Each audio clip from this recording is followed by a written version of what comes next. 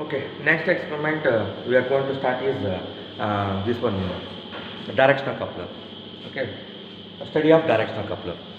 Before going to the directional coupler, we have to initial adjustments we have to know. For every experiment I am telling once again.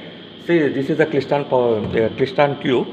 In a Klystron tube, it is going to generate the micro signals. Okay, in order to generate the micro signals, it requires some voltage and current that is supplied by Klystron power supply. Here, some of the things we have to keep in mind. First, we have to switch on the power switch. Okay, we have to switch on the power switch. Next, HT switch should be on. Next, meter selector should be current. Next, beam voltage should be minimum, and Rippler voltage should be maximum. And here modulation should be AM. Okay, these are the some of the things we have to keep in mind while adjusting the Klystron power supply. And here one important thing is we have to keep the meter selection should be current. Why I am saying current means it won't be exceed 20 milliamps. If it is exceeding 20 milliamps, what will happen? Our device won't tolerate. That is, our Klystron tube won't tolerate. It is going to damage. For that purpose, I am telling that it should be current should be less than 20 milliamps. After generating the micro signals by the Klystron tube, we are passing into the isolator. What is the main function of this isolator? Main function of isolator is it is passing the signals in only one direction. Okay, unidirectional. After the output of this isolator, we are given to the variable attenuator. What is the main function of this variable attenuator means?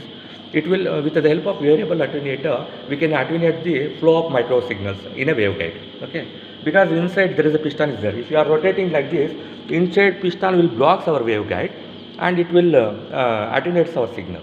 Okay, if you want, you can put how much if you want, you can put the attenuation with the help of this variable attenuator. The output of the variable attenuator is given to the this one frequency meter. Okay, with the help of this frequency meter, we can measure the frequency of the signal. Next, after measuring the frequency of the signal, we have to give to the this is a slotted line carriage. Okay, so this is we are calling as a slotted line carriage. What is the main function of this slotted line carriage means? With the help of this slotted line carriage, we can find the Vmax and Vminimum. Okay, why we have to find Vmax and Vminimum means we have to find VSWR. VSWR is nothing but voltage standing wave ratio. In order to find voltage standing wave ratio, that is formula is given by VSWR is equal to Vmax divided by Vminimum. With the help of this slotted line carriage, we can find the measure the Vmax and Vminimum. Okay. Next, the output of this slotted line carriage we are given to the this one. Which one? Directional coupler. Here in the directional coupler, we have to know the procedure of the same thing. Whatever I connected, that one I am explaining here. This is the device we are calling as a directional coupler. What is this directional coupler? What is the use of this directional coupler? Okay, directional coupler is a device used to segregate the incident and reflected waves separately. Okay, in order to separate incident and reflected waves separately, we are going to use this directional coupler. Directional coupler is a device used to segregate incident and reflected wave separately. Okay, this is it is a 4-port device. A directional coupler is a 4-port device. This is the input port, port 1. This is port 2 is the output port. This port 3 is the auxiliary port. Okay. Here, how it will work means if you are feeding the input here, port 1, you can measure the signals in the port 2. Okay. Next, second option is you can if you feed the signals in the port 2, you can measure the signals in the port 1. Similarly, if you are connecting input in the port 3, you can measure either in port 1 or port 2. Okay. This is the and fourth port is here match terminated. Okay. It is actually 4-port device. Fourth port is it is match terminated. It is closed. Match terminated means it is closed. Okay. This is with respect to the directional coupler. See that one I connected to the output of the slotted line carriage. I am feeding input to port 1. I am taking the output at port 3. And port 2 is match terminated. Match terminated means closed. That port I close. Wherever I am taking the reading, I am connecting the detector. With the help of detector, I am from detector I am giving to the CRO, and I am measuring the how much voltage it is coming in the CRO. Okay.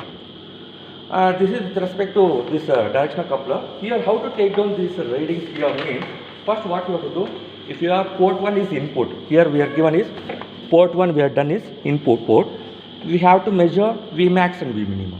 Okay, with the help of this slotted line carriage, what we have to do, we have to find the Vmax and Vminimum. This is maximum voltage. You can measure maximum voltage is 50 millivolts into how many, this one, see here,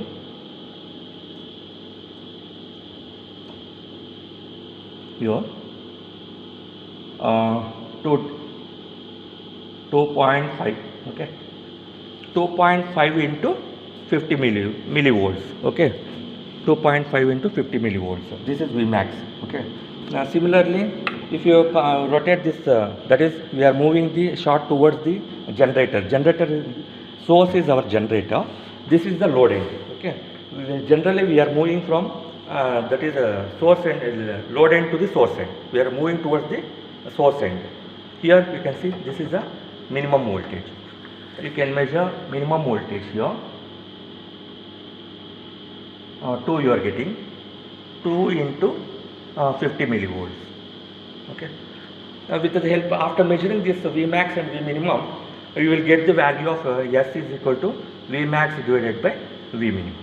You will get the Vmax divided by Vminimum. Okay. With the, you will get it. Same thing if you are given to the VSWR means you will get the directly, you can measure the VSWR values.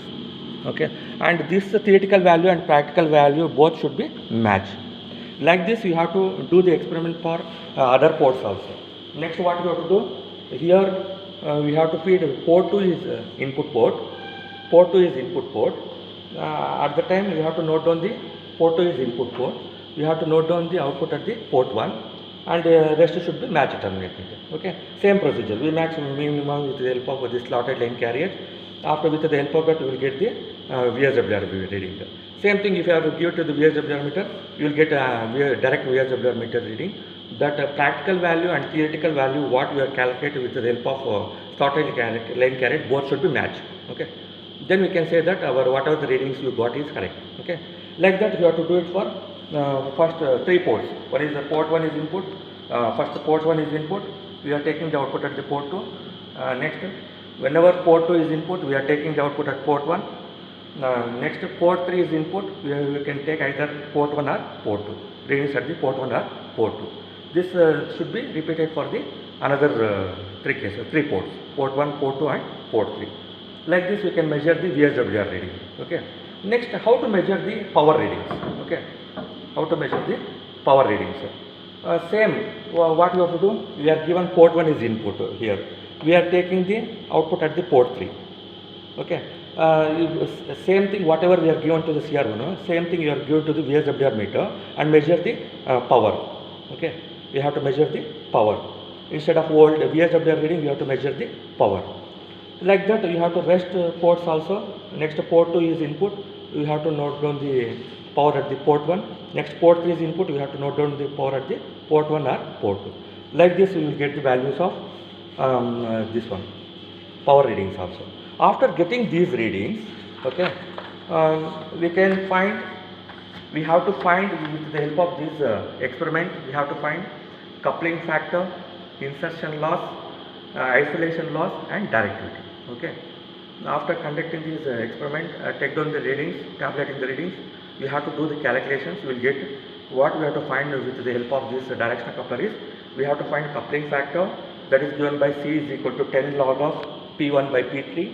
Similarly, insertion loss formula is given by 10 log of P1 by P2. Next, the isolation loss is given by 10 log of P2 by P3. Similarly, directivity formula is 10 log of P2 by P1 will give the value of directivity. These are the parameters we have to find with the help of this experiment. Okay, thank you.